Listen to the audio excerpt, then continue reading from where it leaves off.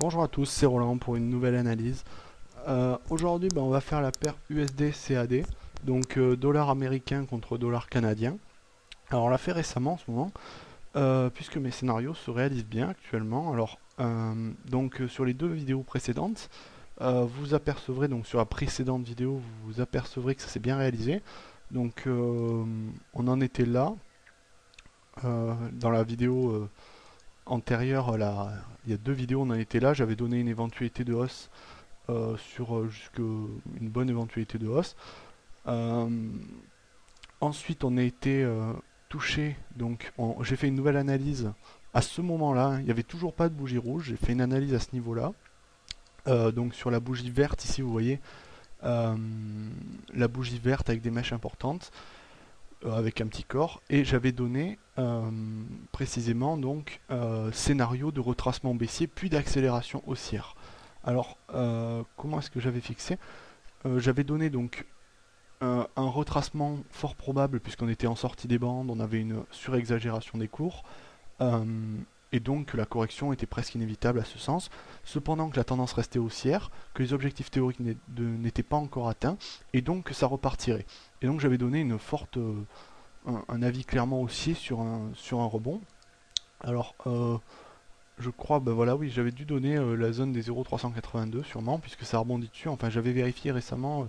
Je sais que j'avais donné un niveau de support, je sais plus exactement lequel, pour un niveau d'accélération, mais ça a été 0,382. Ici, ça se voit très bien, puisque les cours ont rebondi exactement, hein, à un millimètre près, on est dessus. Voilà, vous voyez là.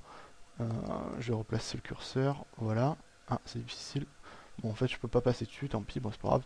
Enfin, on va élargir tout simplement. Voilà. Donc là, on a rebondi dessus. Donc j'avais donné, hein, si les cours étaient amenés à, à rebondir ou à hésiter sur un niveau de Fibonacci ici, c'était vraiment très intéressant de rentrer à l'achat. Et ça s'est vérifié, donc puisqu'on a eu une accélération haussière assez élevée, assez importante. Vous voyez, hein, on a une bougie verte qui est venue avaler cette zone de range, puis une accélération haussière continue, et maintenant une nouvelle phase de correction. Ah, maintenant la vraie question c'est de savoir si on va avoir une nouvelle vague d'impulsion. En toute logique, donc si on trace les objectifs théoriques de notre figure précédente, donc de notre drapeau qui était ici.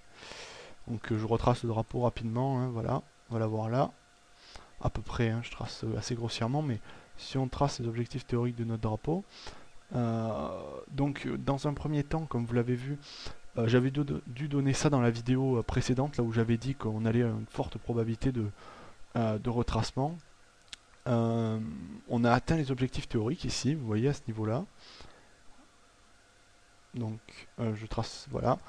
On a touché les objectifs théoriques, mais ça n'a pas suffi pour, ça n'a pas invalidé le mouvement aussi. C'est-à-dire que ensuite on les a cassés, et actuellement on est en train de rebondir dessus un petit peu. Enfin, j'ai rebondir. On est en hésitation dessus. Avec la bougie ici, on a une claire phase d'hésitation. Alors pour moi, on peut avoir encore une accélération haussière. Je pense que c'est envisageable.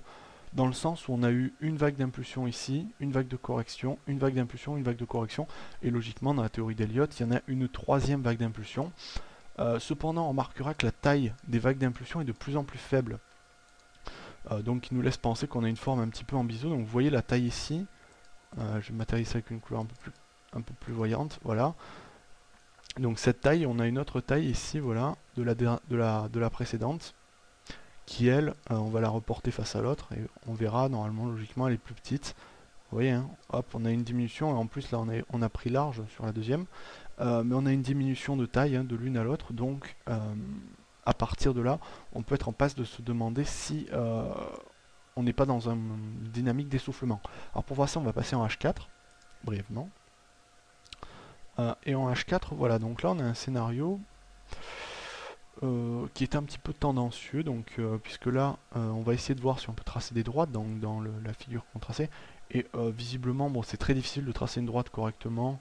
On pourrait en considérer une comme ça à peu près, mais moi j'aime pas trop, je préfère ne pas partir sur ces arguments plutôt que partir sur un tracé assez hasardeux.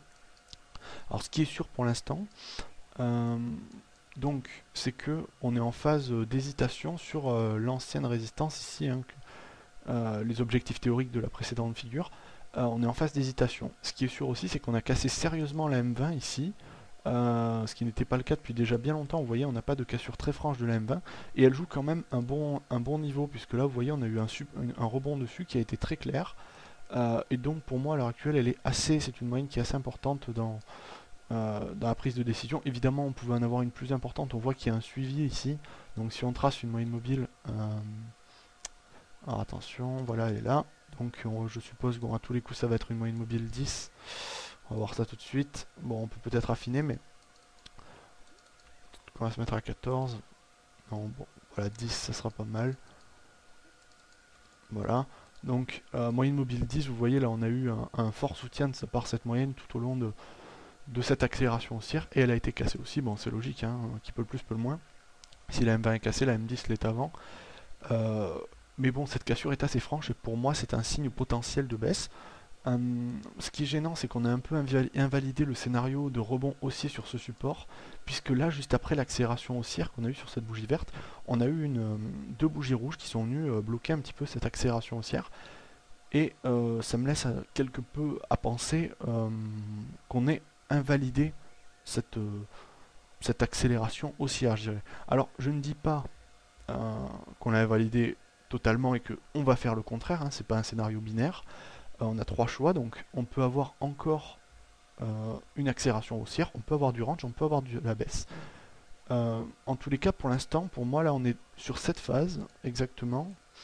C'est incertain. Je pense qu'on ne peut pas avoir de niveau clair, c'est très difficile de savoir. Si on trace on pouvait tracer évidemment un petit canal à ce niveau-là, dont les objectifs théoriques ont peut-être été atteints, mais après, bon, je ne sais pas si c'est très significatif. Bon, voilà, les objectifs théoriques sont à ce niveau-là. Donc on peut avoir un rebond haussier, je pense que c'est envisageable, surtout dans la dynamique de fond, mais vous remarquez quand même que l'accélération, les phases de correction sont plus violentes la dernière que la précédente, ici. Donc on peut avoir une petite perforation par le bas et une accélération haussière ensuite. En tout cas, ce que je conseillerais pas, c'est de vendre, parce que là, on est quand même dans une tendance de fond haussière. On prend des risques si on vend. Acheter actuellement, il faut être audacieux. Il faut se dire, il faut faire l'hypothèse que ce support ici est toujours très fort et que les cours vont remonter. Donc à partir de là, ça se défend, on a plusieurs arguments. On va voir si on peut mettre du Fibonacci. Voilà, bon là c'est pas très significatif puisque de ce fait ils sont plutôt répartis. On va essayer de l'étaler sur une distance plus large, de voir si on a quelque chose. Bon, on n'a rien proche. Donc c'est à voir, c'est à voir. Pour l'instant, je pense qu'il vaut mieux rester en dehors, dans le sens où on ne sait pas si on est en dessous de cette droite ou si on repasse au-dessus de ce niveau de résistance.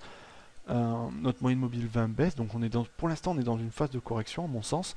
Tant qu'on n'a pas passé ce support horizontal, pour moi on est en phase de correction, mais on n'est pas en phase de changement de tendance baissier. Par contre, si on était amené à casser ce support horizontal, là je serais peut-être baissier jusqu'au niveau, ici vous voyez, 1,01 à peu près, 1,01 300, pour aller chercher donc le plus bas précédent. Au contraire, donc si on avait une accélération haussière forte demain, je serais plutôt haussier, même sans forcément casser cette résistance, mais on aurait un scénario un petit peu en double bottom. Sur cette zone, on va pas zoomer, ça sert pas à rien, ça sert à rien, mais bon, on voit qu'on a eu deux baisses, une accélération haussière, une nouvelle baisse, et potentiellement, si on a une nouvelle accélération haussière, on aura une figure en double bottom. Si on a ce type de figure, je pense qu'on pourra envisager une reprise des haussiers sur le marché.